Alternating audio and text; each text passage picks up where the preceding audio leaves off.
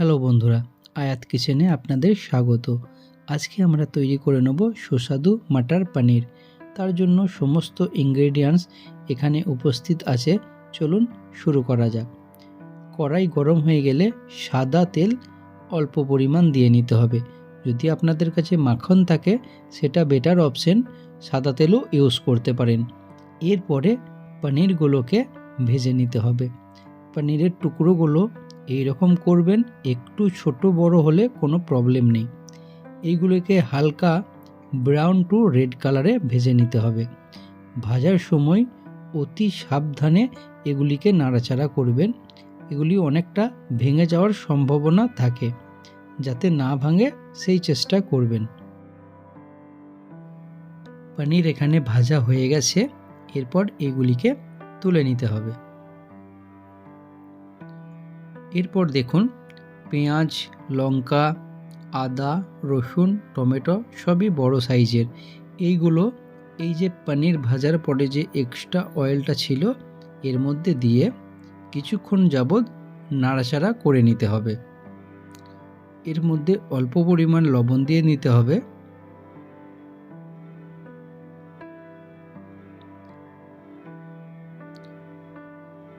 কিছুক্ষণ এইভাবে নাড়াচাড়া হয়ে গেলে এই সমস্ত জিনিসগুলো একটু নরম ভাব এসে যাবে, সেদ্ধর মতো হালকা এসে যাবে।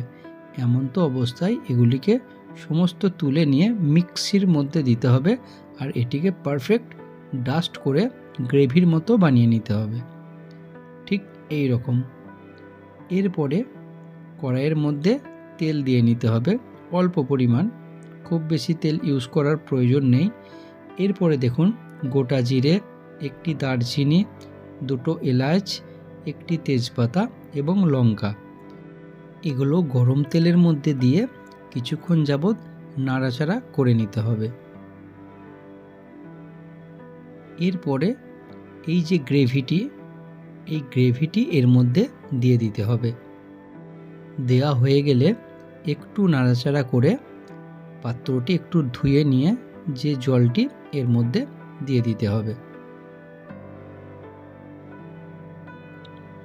এরপরে কিছুক্ষণ যাবৎ এটিকে সুন্দরভাবে কষিয়ে নিতে হবে।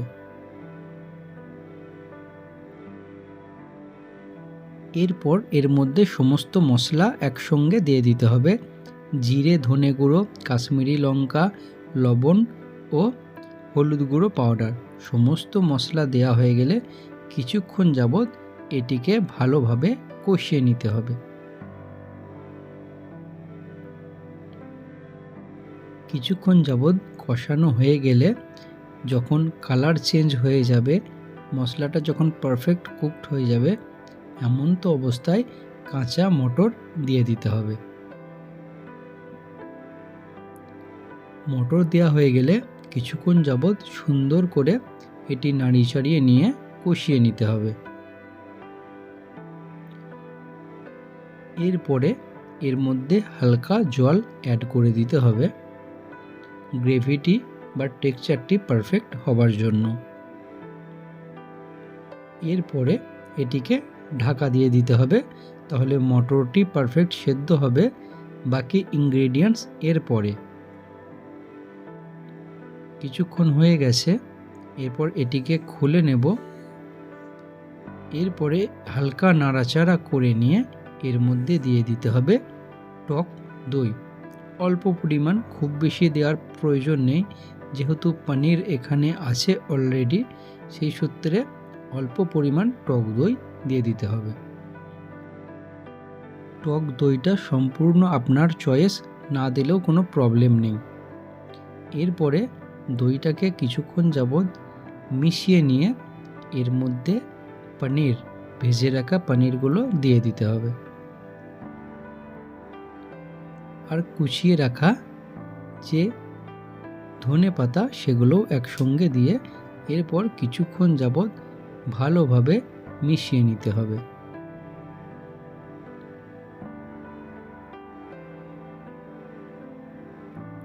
যখন সম্পূর্ণরূপে একটু ফুটতে চালু হবে, এমন তো অবস্থায় ঢাকা চাপা দিয়ে দিতে হবে পনিরের ফ্লেভারটা এই গ্রেভির মধ্যে যাওয়ার জন্য।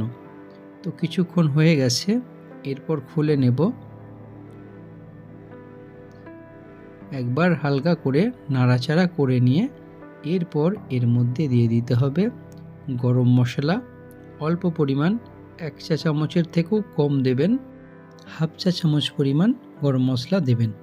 এরপরে হাফ চা চামচ পরিমাণ ঘি দেবেন। দুটো ইনগ্রেডিয়েন্টসই খুব একটা বেশি দেওয়ার প্রয়োজন নেই। এরপরে সুন্দরভাবে মাখিয়ে নিতে হবে। তো বন্ধুরা, আমাদের মাটার পনির সম্পূর্ণ রেডি হয়ে গেছে। দেখতেই পাচ্ছেন এর কালার, টেক্সচার, গ্রেভি পারফেক্ট হয়েছে, মিষ্টি সুগন্ধও আসছে। এটি খেতে অত্যন্ত টেস্টফুল হবে। অবশ্যই আপনারা বাড়িতে ট্রাই করবেন। তাহলে দেখা হচ্ছে আবার পরের ভিডিওতে। Bye bye, take care and keep watching Ayat kitchen.